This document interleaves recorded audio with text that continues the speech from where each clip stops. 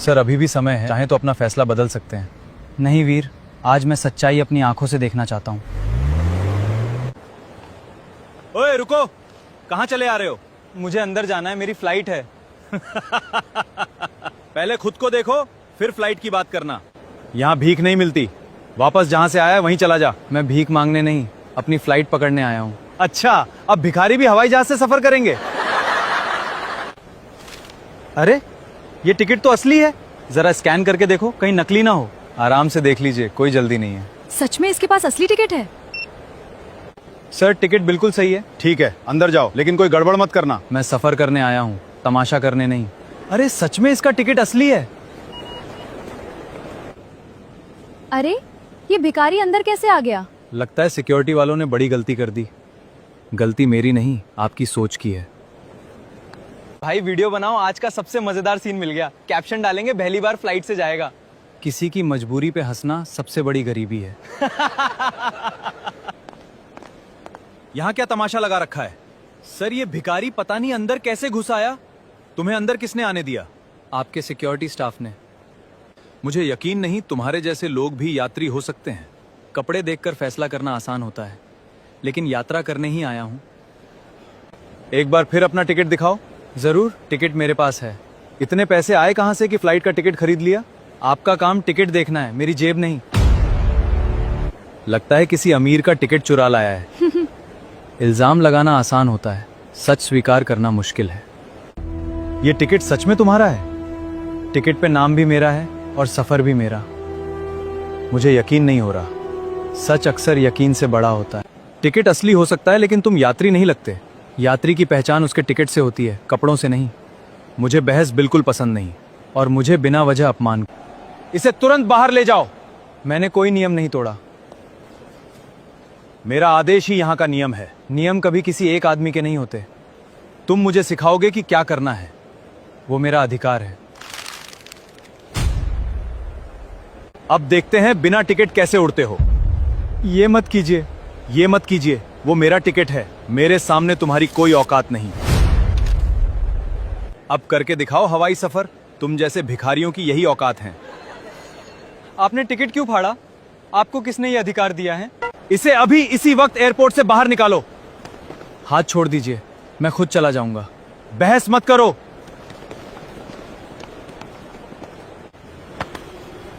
अब कभी इस एयरपोर्ट पर दोबारा दिखाई मत देना। बस 10 मिनट इंतजार कर लीजिए।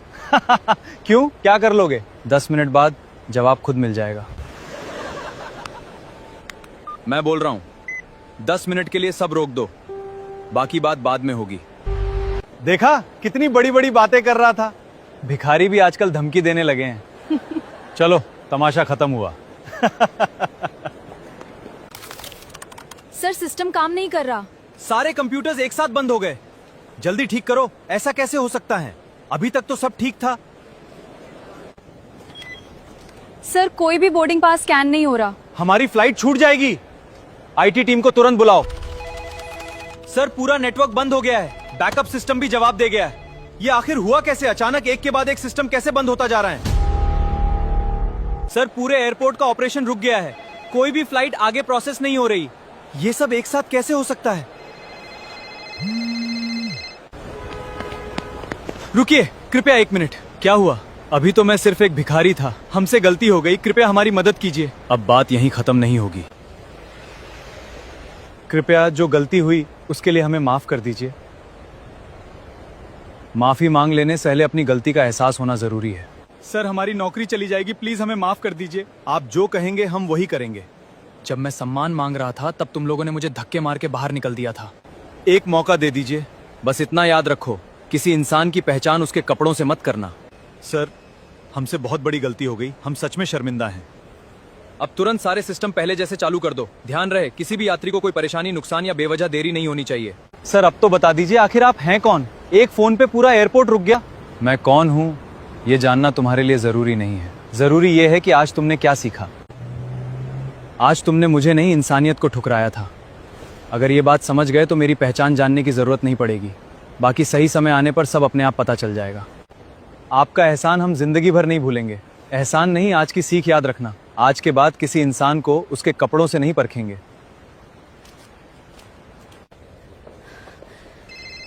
हेलो, मैं कब से तुम्हारा इंतजार कर रही हूँ। नंदिनी, मैं तुमसे शादी नहीं कर सकता। ये क्या कह रहे हो? मैंने फैसला कर लिया है। प्लीज ऐसा मत कहो। मैं अपने घर वालों को छोड़कर सिर्फ अब जो करना है तुम खुद करो। एक बार मेरी बात तो सुन लो। मैं कहाँ जाऊंगी? मैंने तुम्हारे लिए अपना घर छोड़ दिया और तुमने मुझे बीच रास्ते में अकेला छोड़ दिया। अब मैं किस मुंह से वापस घर जाऊं?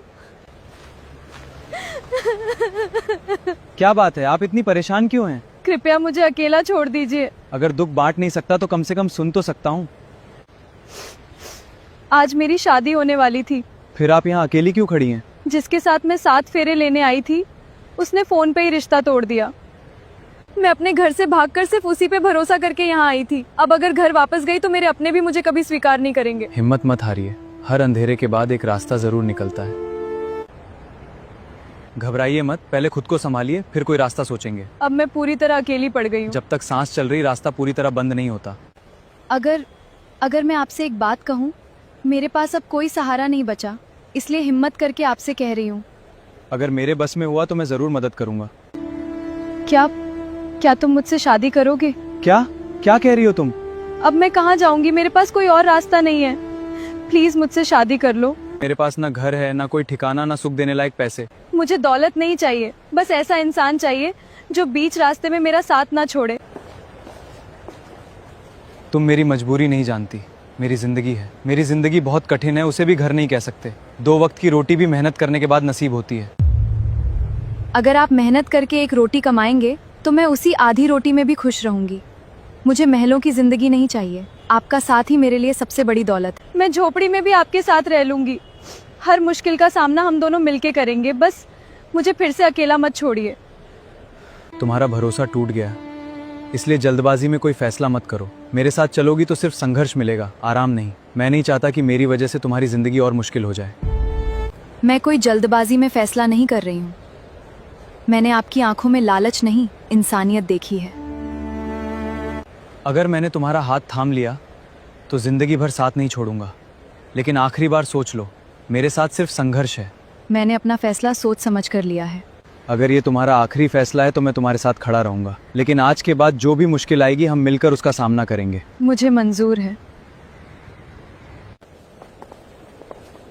क्या आप दोनों अपनी मर्जी से शादी करना चाहते हैं? जी, मैं अपनी मर्जी से ये रिश्ता स्वीकार करता हूँ। मैं भी बिना किसी दबाव के इनसे शादी करना चाहती हूँ। तो आइए आगे की औपचारिकताएं पूरी करते हैं। जी बिल्कुल। आज से आपका हर संघर्ष मेरा संघर्ष भी होगा।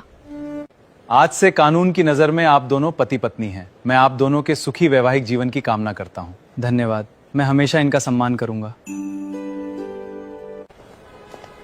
नंदिनी, अब मेरे लिए तुम्हें एक सच बताना जरूरी है। कैसा सच? मेरे साथ आने से पहले मेरी जिंदगी अपनी आंखों से देख लो तो हम साथ चलेंगे। मैं एक टूटी फूटी झोपड़ी में रहता हूँ, वहां तुम्हें कोई सुख सुविधा नहीं मिलेगी। मैंने आपका साथ चुना है, आपका घर नहीं। चाहो तो अपना फैसला बदल सकती हो। अब मेरा फैसला नहीं बदल सकत। संघर्ष आसान नहीं होता नंदिनी। सच्चे इंसान का साथ मिल जाए तो हर संघर्ष आसान हो जाता है। नंदिनी, ये मेरा घर है। मैंने तुम्हें पहले ही कहा था, यहाँ तुम्हें कोई सुख सुविधा नहीं मिलेगी।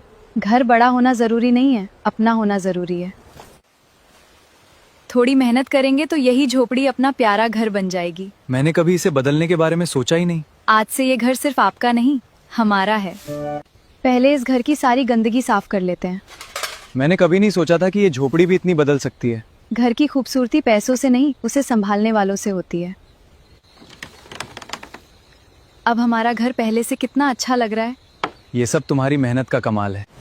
आदित्य, छत फिर से टपकने लगी। जल्दी से बर्तन और बिस्तर इधर कर दो, वरना सब भीग जाएगा। इतनी मेहनत के बाद भी ये घर हमारा इम्तिहान ले रहा है। मुश्किलें आई हैं, हार नहीं मानेंगे। जहाँ जहाँ से पानी टपक रहा है वहाँ बर्तन रख देती हूँ। आज की रात किसी तरह काट लेते हैं, सुबह फिर से छत ठीक करेंगे। मुश्किल चाहे जितनी आए। और मैं तुम्हें कभी अकेला नहीं छोड़ूंगा। ऐसे कब तक चलेगा आदित्य? कल से हम दोनों काम करेंगे लेकिन भीख कभी नहीं मांगेंगे। मैं वादा करता हूँ, आज के बाद भीख नहीं मांगूंगा।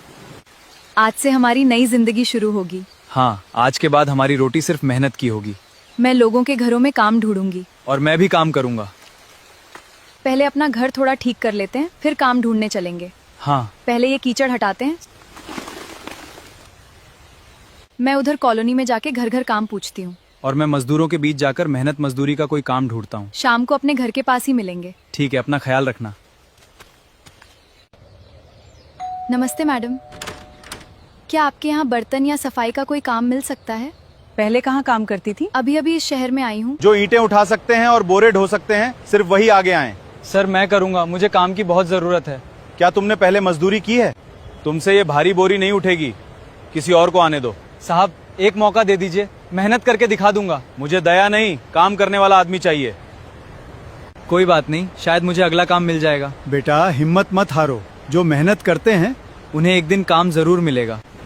साहब अगर सामान उतारने का काम हो तो मुझे रख लीजिए। काम आसान नहीं है, सारी बोरियां अपने हाथों से उतारनी पड़ेंगी। मेहनत से मैं कभी नहीं डरता, बस एक मौका दे दीजिए। मालिक ये लड़का काम मांग रहा है, एक मौका दे दें।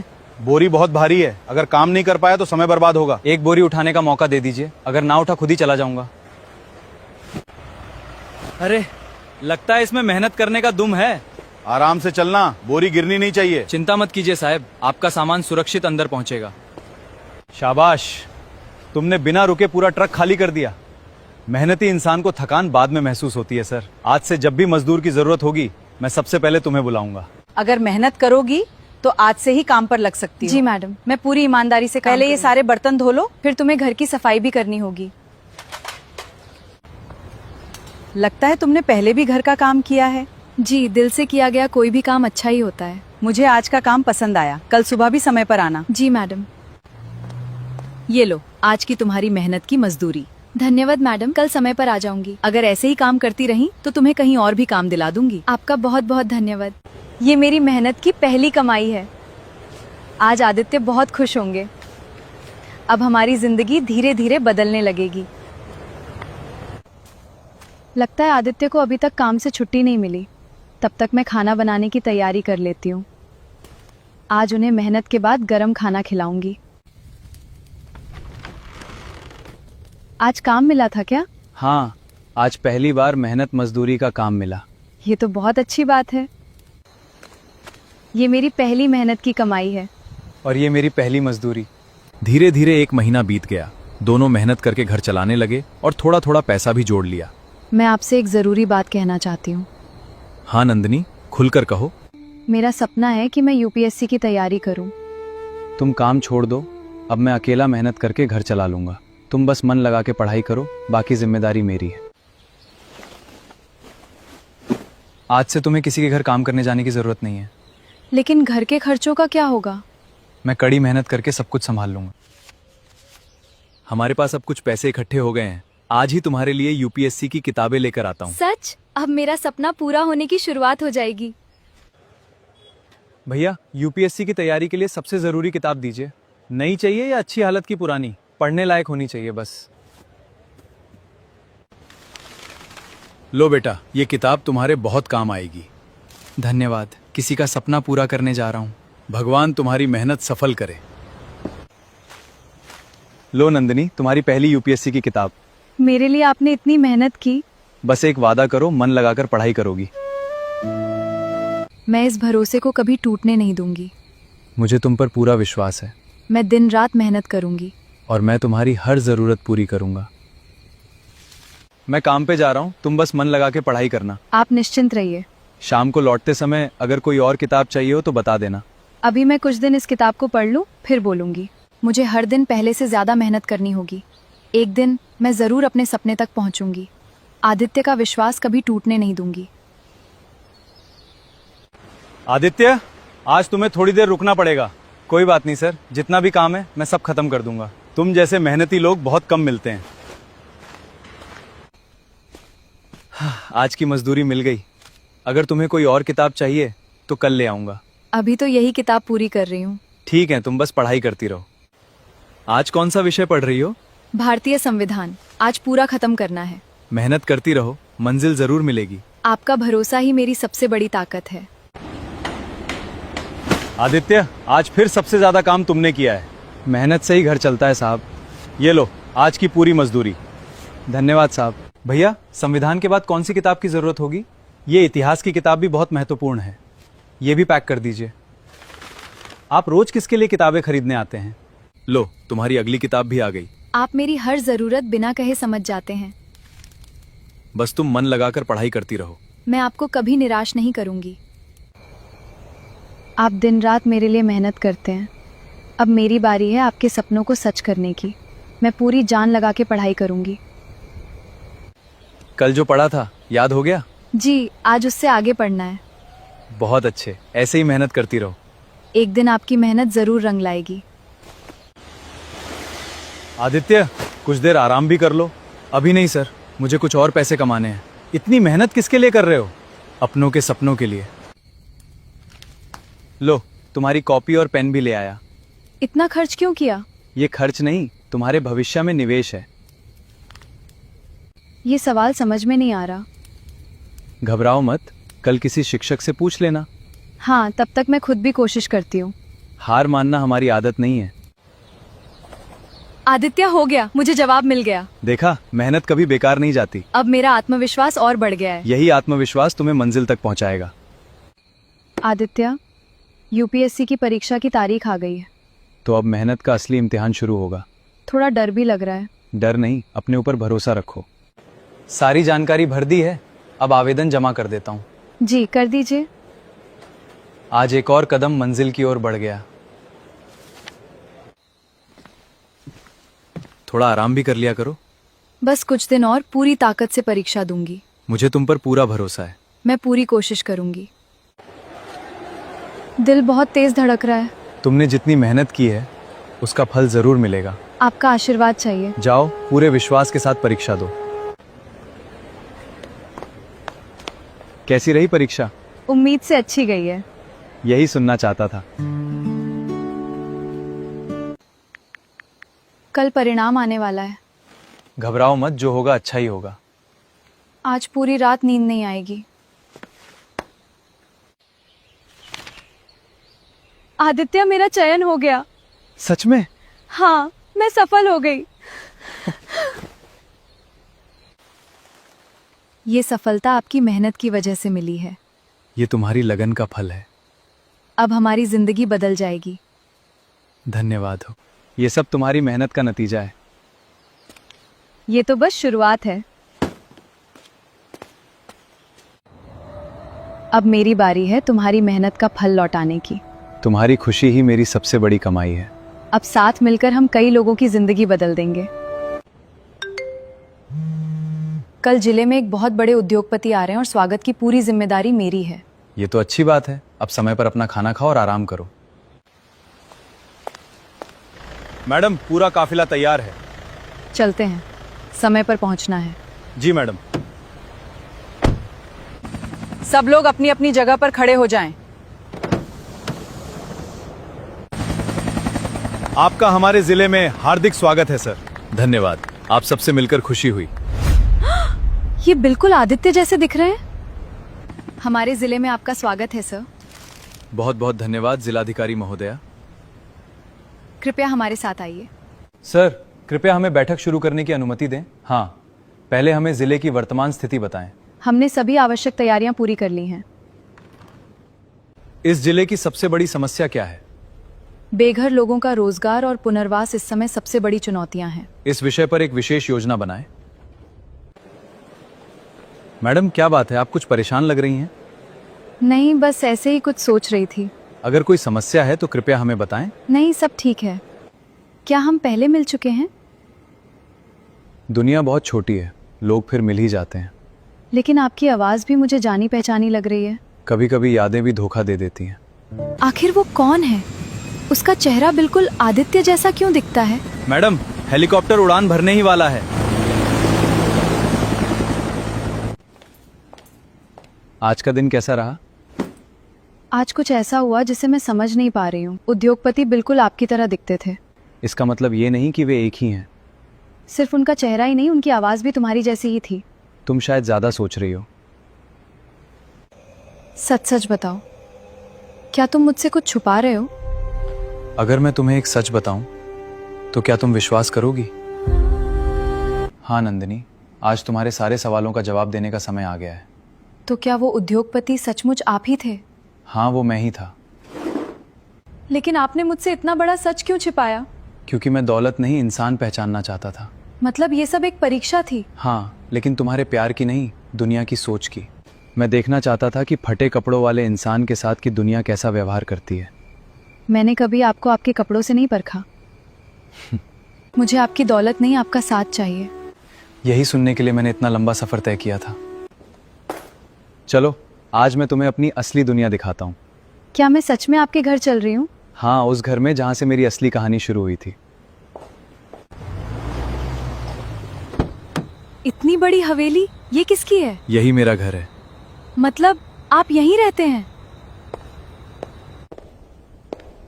मेरे माता पिता ने मुझे दौलत तो दी, लेकिन एक सीख भी दी।